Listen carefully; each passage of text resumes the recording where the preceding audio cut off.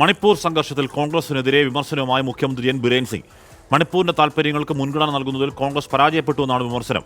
കോൺഗ്രസ് അനാവശ്യമായ രാഷ്ട്രീയത്തിൽ ഇടപെടുകയാണെന്നും എൻ ബിരേൻ സിംഗ് കുറ്റപ്പെടുത്തി. വിനിത വിജയ് വിവരങ്ങൾ വച്ചിരുന്നു. വിനിത, ബിരേൻ സിംഗിന്റെ കോൺഗ്രസിനെ കുറിച്ചുള്ള ആരോപണങ്ങൾ എന്താണ്?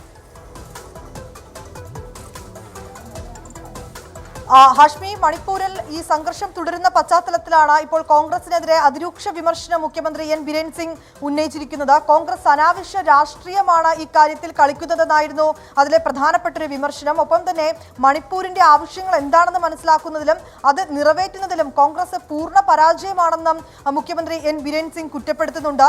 ഇതിനു മുമ്പും സമാനമായിട്ടുള്ള ഈ വംശീയ കലാപങ്ങൾ ഉണ്ടായിരുന്നപ്പോൾ അന്ന് കോൺഗ്രസ് എന്താണ് ചെയ്തതെന്നൊന്ന് ആലോചിച്ചു നോക്കൂ എന്നാണ് മുഖ്യമന്ത്രി എൻ ബിരേൻ സിംഗ് വ്യക്തമാക്കിയിട്ടുള്ളത്.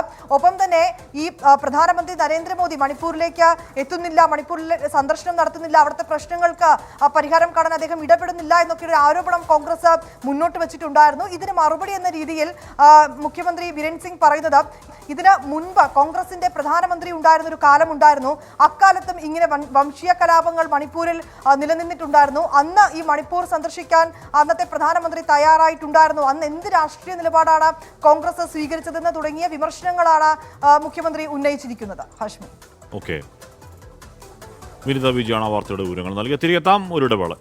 നമ്മൾ നേരത്തെ പറഞ്ഞ ആ മുനമ്പം ജുഡീഷ്യൽ കമ്മീഷനിൽ ഹൈക്കോടതി ചോദ്യങ്ങൾ സംസ്ഥാന സർക്കാർ ചോദിക്കുന്നുണ്ട്. അതിന്റെ കൂടുതൽ ചില വിശദാംശങ്ങൾ കൂടി വരുന്നുണ്ട് ഇടവേളയ്ക്ക് ശേഷം.